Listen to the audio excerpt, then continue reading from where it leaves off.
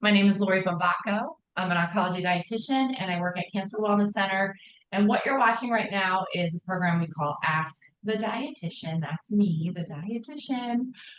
We ask you to register for this program because when you do, hopefully that's incentive because you will receive the information that I'm about to present. Otherwise, if you happen to be scrolling Facebook and you see my face, I hope you just pause for a moment and listen to a little bit of what I have to share because hopefully you'll learn a little something from me today. We run this program the first Friday of every month at this time. It's 1 o'clock, a little after, and we allow our participants to ask me questions related to the topic. We try to keep the topics relevant to diet and nutrition and cancer. And boy, a lot of times, I would say every time, our participants send some really great questions that keep me on my toes, force me to do some homework, and give you all the best of what I got. Because I want you to know what I know as an oncology dietitian. And hopefully after today and after any program, including Ask the Dietitian, you optimize your understanding of what healthy eating looks like in terms of a cancer protective diet.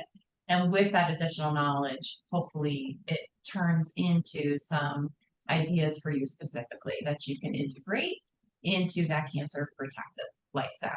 Do keep in mind that anytime I'm giving generalized presentations like today, it is just that. It's general information. And if you're looking to optimize more and receive more personalized nutrition advice, you can meet with me one-on-one at the center. So if you have questions about that, just reach out. If you are one of the participants and you have questions, just put it in the chat. Submit some comments on Facebook. We welcome any and all interaction from you all. So thanks for being here again. I'm going to share my screen and share the PowerPoint presentation that I put together. And again, for those who have registered, you get this PowerPoint. Pretty cool.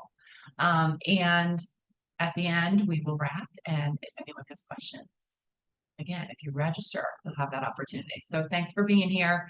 Our presentation today is all about, I'm kind of giving away some of the information right off the bat, but we're talking about organic food and organic definitions today. And you may come across comments like this, or statements like this, or marketing or gimmicks and things along this nature from this is a farmer. His name is Joel. He describes himself as, I think, a lunatic farmer. So if that doesn't give you any kind of idea of how he feels he approaches his livelihood, lunacy might be a little bit accurate because this is a statement that I've seen and come across more than once. I've actually had some participants share it with me. And I'm going to read it. If you think organic food is expensive, have you priced cancer lately? And wow, does this really irritate me, anger me, frustrate me, it actually gives me more passion to share what I'm about to share today, because there is nothing further from the truth. He's essentially insinuating that if you did not eat organic food, you caused your cancer. And that is not true. We have zero evidence to support that. And especially for someone who's been diagnosed and maybe doesn't know the reason why they developed their cancer, or they're worried that they're going to get a recurrence or progression of their cancer. They now have this fear thanks to people like Farmer Joel, who insinuate this nonsense, probably to just support his livelihood, right? Because he's an organic farmer. So anytime we approach really extreme statements like this, we automatically want to apply a healthy skepticism. And that's my job, to help you all understand. Again, if you're looking for more specific, tailored, personalized advice, I can give you that. But what I'm going to give you today is really just what I know to be true.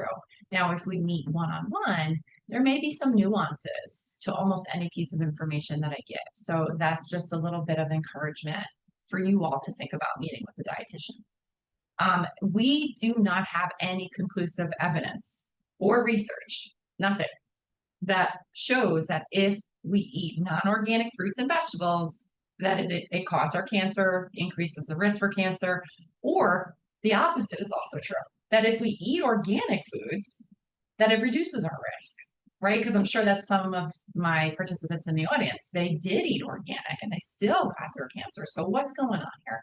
So it's not fair when we see statements like this, and you're going to get a little more to the story from me today, a little more of the explanation.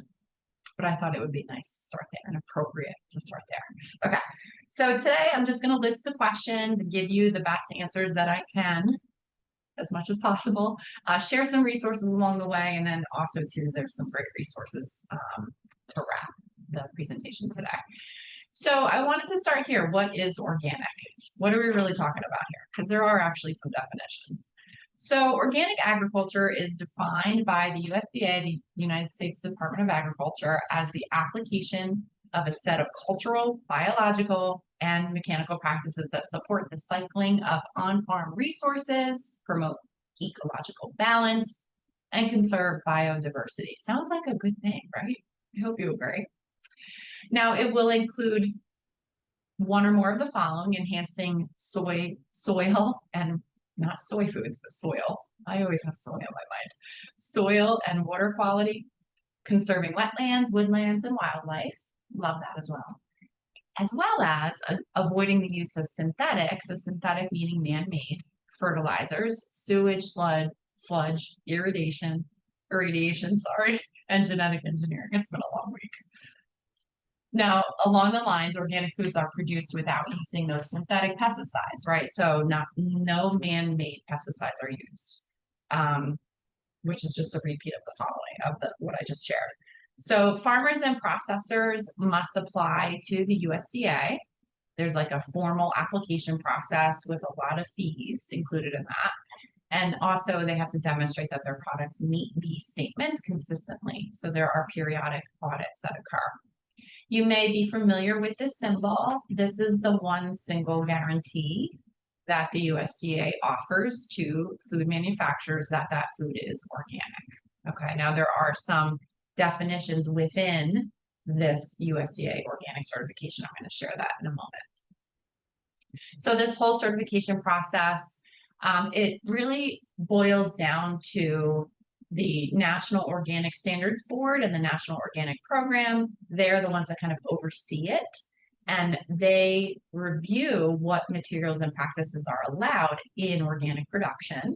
They do this review biannually with input from lots of different experts. So people throughout the agricultural spectrum, including farmers and scientists. So good to know, right? Really kind of like the best of both worlds there.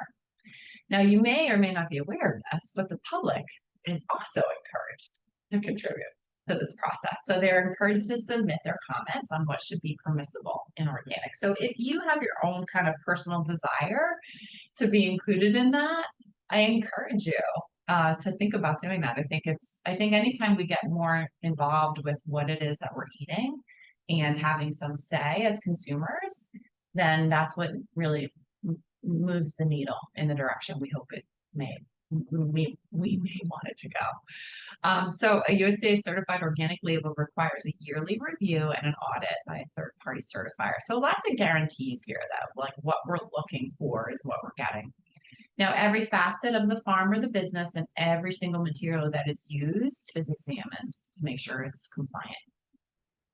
Check, check, check. Good to know. Okay. So I promised I was going to come back to this. So there's a few different terms of organic underneath the umbrella term organic. So 100% certified organic means that the products are made with 100% organic certified ingredients. So it must include the name of the certifying representative. That's kind of cool, right? So we can go back to that representative and say, thank you. There could be the term organic, so products and ingredients must be certified organic, except where specified on the national list of allowed and prohibited substates. So you can look at that list as well. So like an example of like baking soda, but there's some other pretty scary sounding chemical names because organic foods and organic produce is not pesticide free. And I want you to realize that. They just use organic pesticides. Okay, so those farmers and the scientists come together and they agree this is what we think you should use when we're growing your food. And they review that. And pretty consistently, it's the same list over time. Okay, but that's a misconception out there that organic means that do not use pesticides at all, when that's not the case. Made with organic blank, so insert any word into that blank. This means that at least 70% of the multi-ingredient products must contain certified organic ingredients. So like a good example might be like a mixed food or even something like bread, like it's only 70%. I say only, but 70%, at least 70% is organic. And then specific organic ingredients, this gets kind of confusing, and I don't see this often, but again, similar to the above, it's where there's a mixed food with mixed different ingredients, and it has less than 70% now. So the organic label cannot be on the product, but it can list organic ingredients and their percentages on the label somewhere. Poof, it's a lot of work, isn't it? No wonder why it's so hard to eat healthy, right? Oh, I'm going to try to make sense of it all today. Okay, so a really common question that people ask me, and it's sort of like this falls under like myths and misconceptions about organic foods. So are organic foods healthier? Let's break this question down into a couple parts. So what do we really even mean by healthier? And that's why when I work with individuals, I want to know what their unique personal goals are, because what are we talking about them? And then how do we tailor the recommendations to pursue your specific goals, right? So broadly, do we mean healthier like because of what it has? It's more nutritious or it promotes our health? There is some support that organic food, especially organic produce, but also some other organic choices, I'm going to talk about it, have some more nutrition to offer. Okay. Although there appears to be little variation between organic and conventional food in terms of macronutrients. So if you are familiar with presentations I've given before or the topic of nutrition or have worked with me, we may have talked about macronutrients. Macronutrients are protein, fat, and carbohydrates. They are what make up the bulk of food, and they are what give calories to food. So there's really no difference between organic and conventional here. Okay, so sometimes with macros, you may be familiar with this. This may be the most important thing for someone when they're planning their diet and they're planning how to eat healthy, because we may be specifically targeting more fiber in their diet. We may be specifically targeting specific fats, right? So that is important for you to know, because the other differences may not matter as much. Okay, so organic or not, now you know if depending on your goals, that's going to dictate what the answer is or determine how to answer that question. Now, what we do know from research, and it's not like compelling, really groundbreaking, solid evidence, but some research does suggest that organic crops have higher concentrations of polyphenols. And I want you to say that word with me again at home, polyphenols.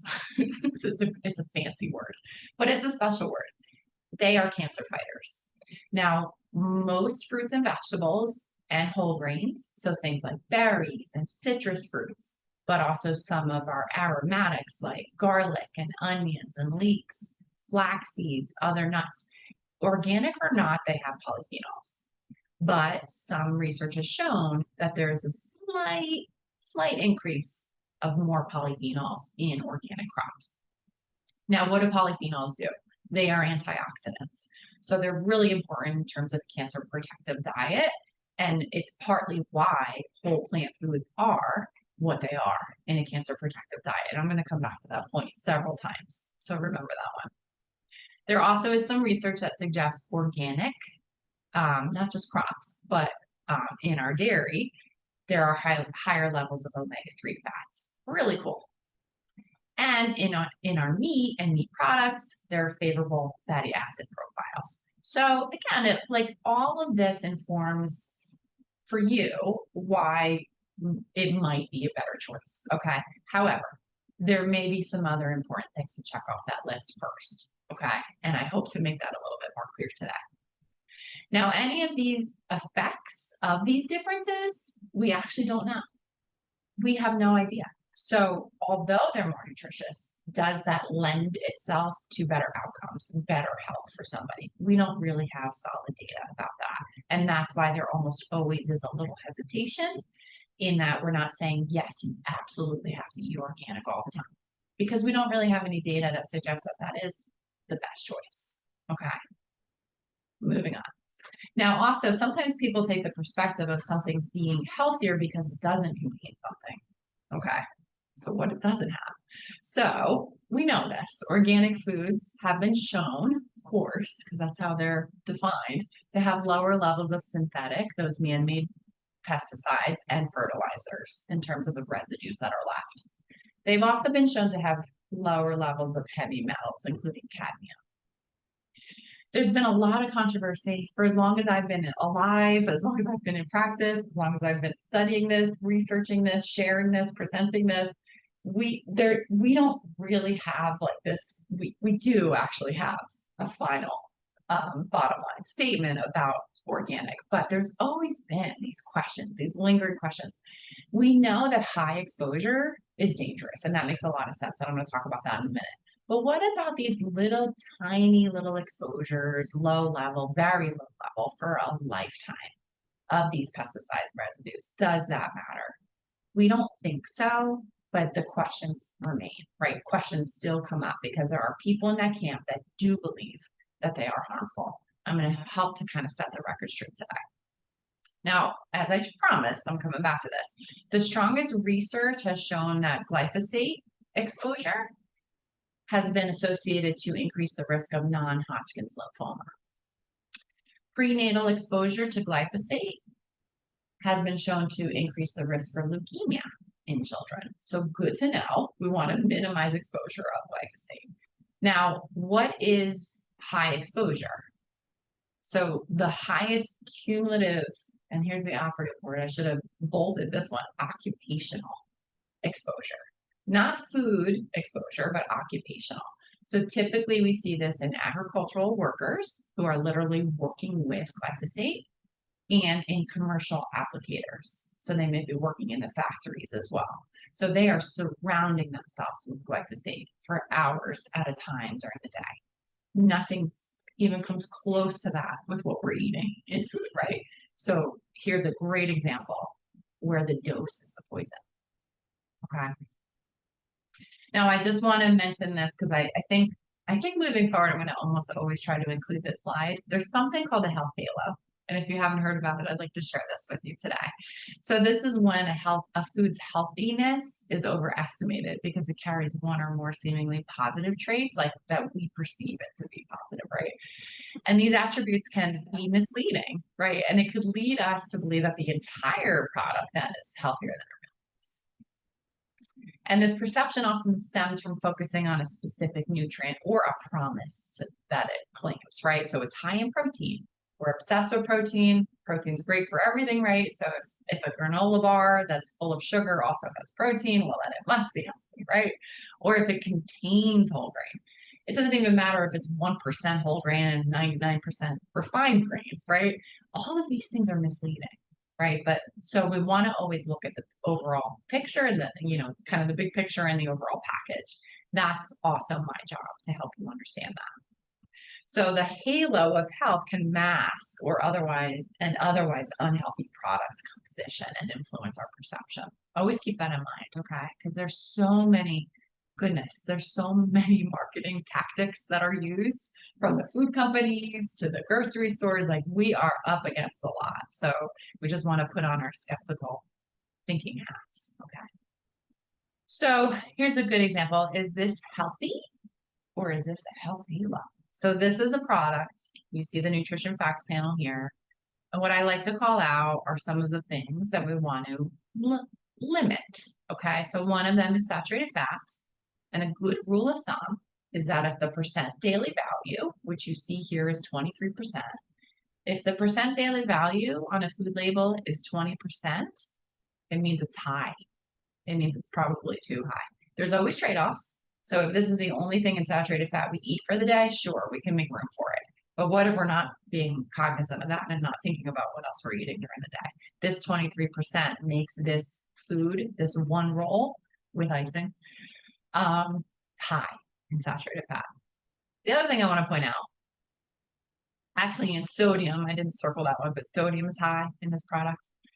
The added sugars is, even though it says 48%, that's actually inaccurate. 24 grams of added sugar is the equivalent of 6 teaspoons. Okay, so imagine just portioning out 6 teaspoons and eating that. So it sounds like dessert. It sounds like this is something really sweet. That's really the target that I give most women that I work with to max out, right? So if they ate this, that's their budget for added sugars for the day. I don't want to hear about any coffee in their tea. I don't want to hear about maybe they had some jam with their toast. That's probably going over, right, for their added sugars. Now, again, use these labels to like work with it. Maybe you really love this and you want to have it, but the point here is that don't assume that it's healthy, because guess what? It's full of organic ingredients, right? So that label, that USDA certified organic label, is on this package. I'm not going to name names for this one, but we see in the ingredients, we see the word organic all over the place. But we also do see some sugar and sugar and sugar. We see some palm oil. That's where the saturated fat comes from. So again, don't just assume because it's organic, it's automatically healthy, right? This is basically an organic dessert. It doesn't make it any more healthy. It's still dessert, okay?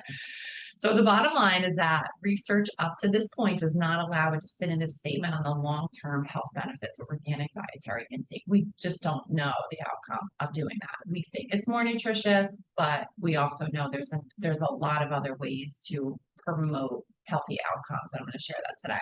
So part of the concern is that when someone eats organic food, they tend to be healthier overall. They tend to be someone who walks to the farmer's market. They ride their bike. They tend to be maybe they can access and afford good health care. Maybe they're highly educated. You know, all of these variables matter.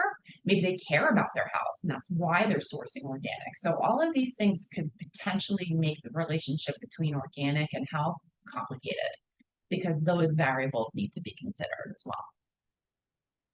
Don't be afraid. Okay, I think there's so much fear mongering out there about you have to eat organic or else you're going to get cancer and all these chemicals and pesticides. When what we know from the evidence is that if you eat mostly whole plant foods, and it doesn't even mean vegan or vegetarian, but a lot of whole plant foods, so not a lot of processing, right? Limiting processed foods, so not eating a lot of processed meat, not drinking a lot of sugary beverages, if at all, trying to avoid alcohol and moving your body, that's the best bet.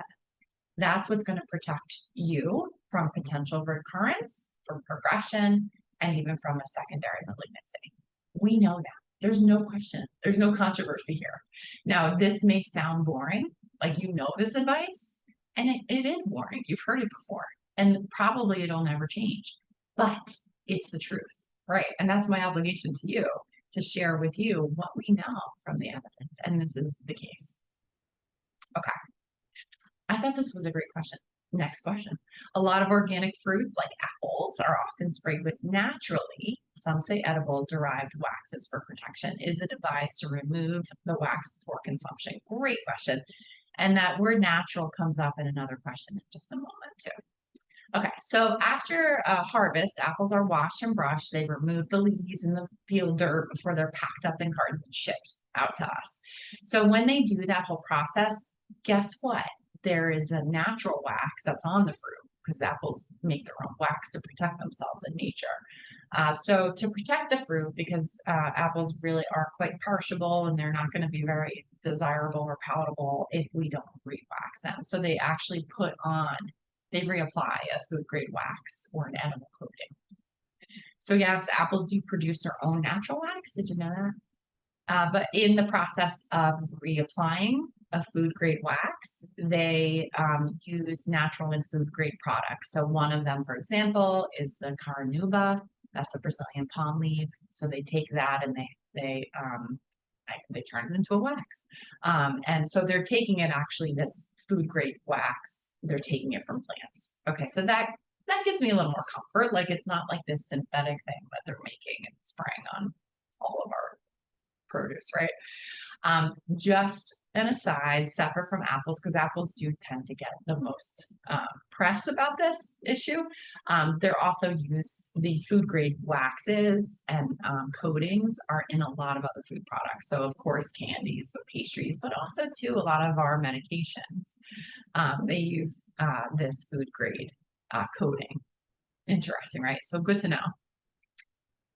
So while the wax is safe to eat, it's always a good idea to wash fruits and veggies before eating them.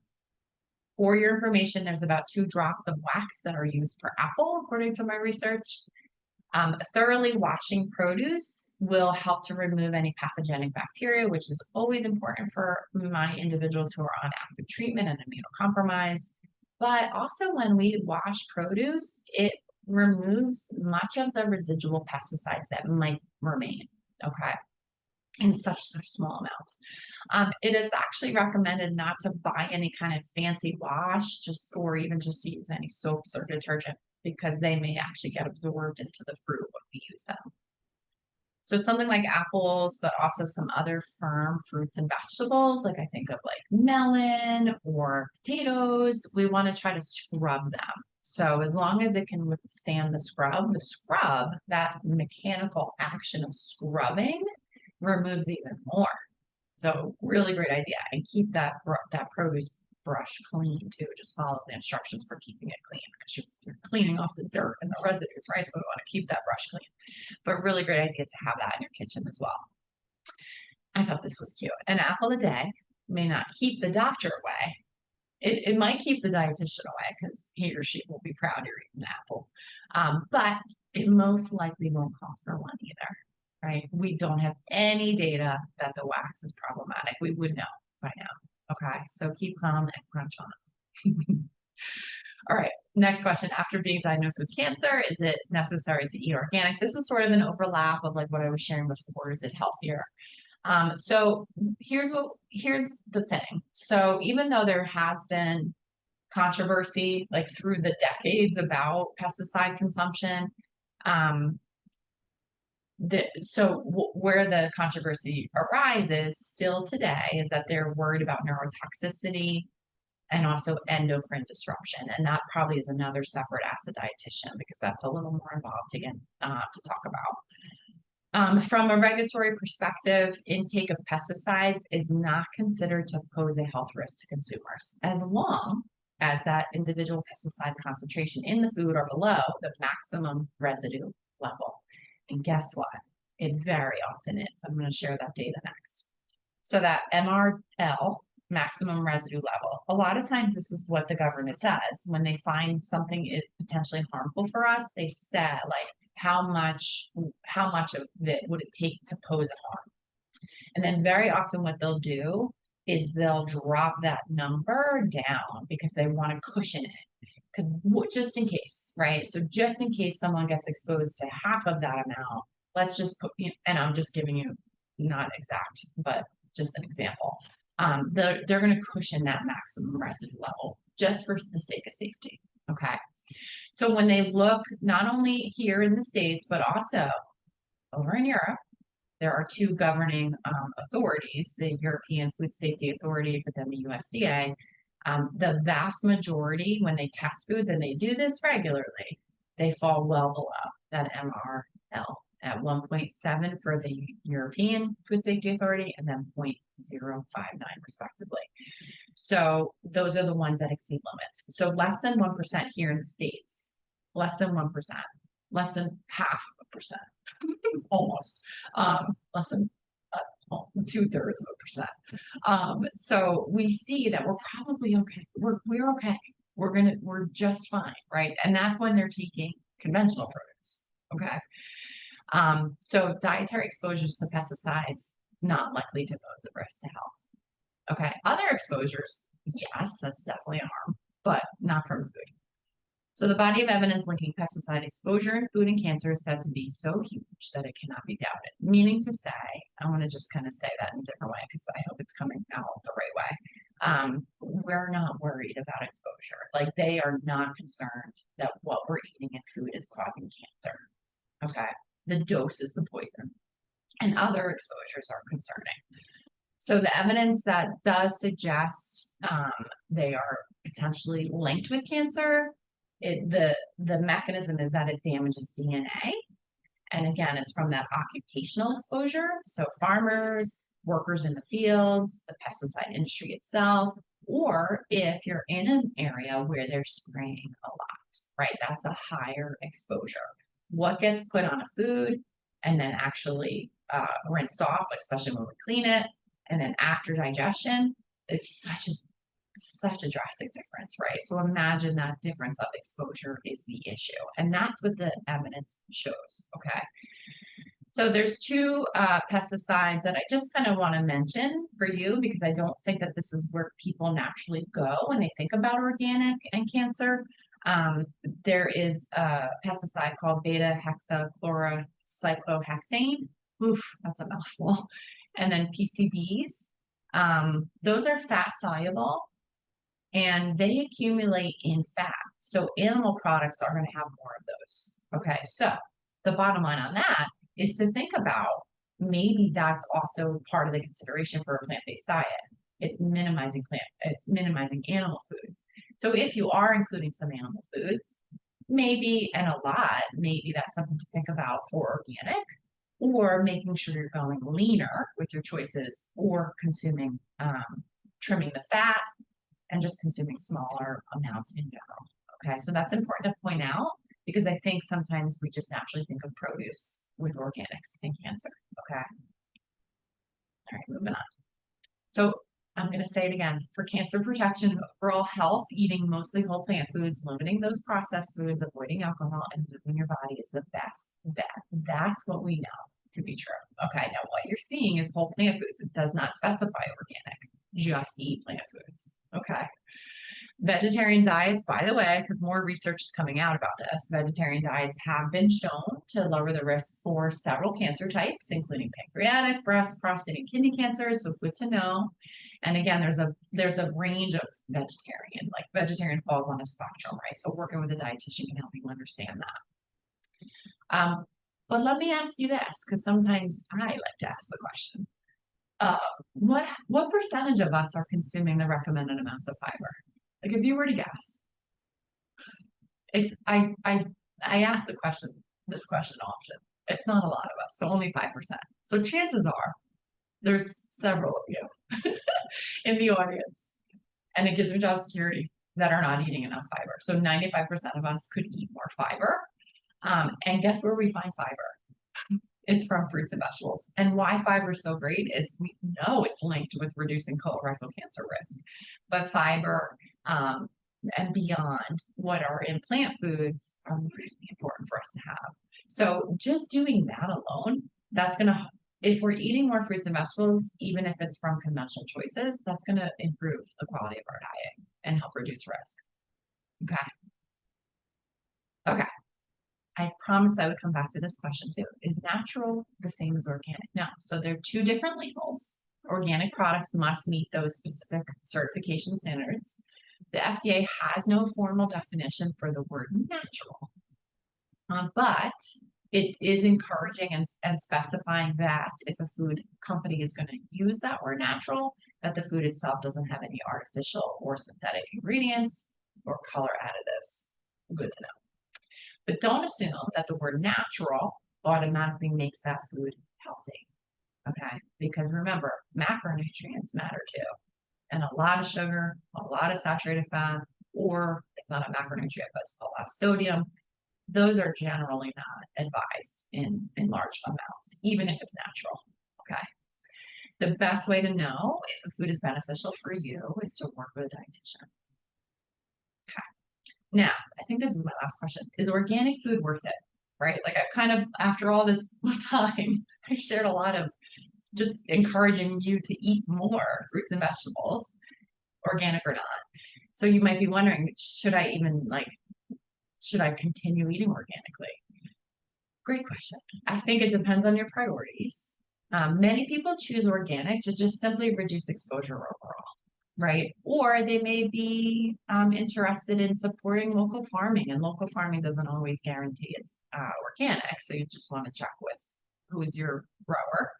But they may want to support certain farming practices, address environmental concerns, and I respect that. So that's your decision to make, right?